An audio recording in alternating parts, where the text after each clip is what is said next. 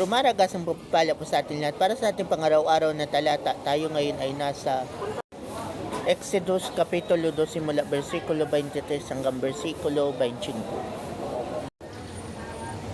Paglipas ng mahabang panahon, namatay ang Paraon, ngunit inalipin pa rin ng mga Ehipsyo ang mga Israelita.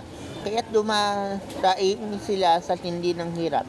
Narinig ng Diyos ang kanilang daing at naalala niya ang kanyang tipan kina Abraham, Isaac at Jacob. Nakita niya ang kalagayan ng mga Israelita at siya'y nahabag sa kanila.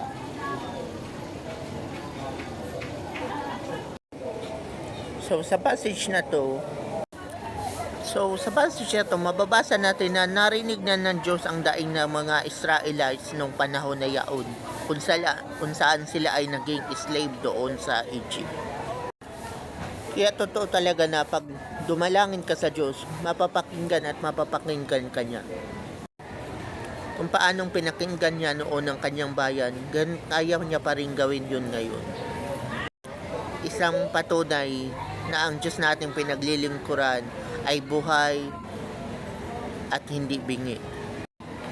At kaya niyang gumawa ng paraan para maalis tayo sa ating kinalulugmukan.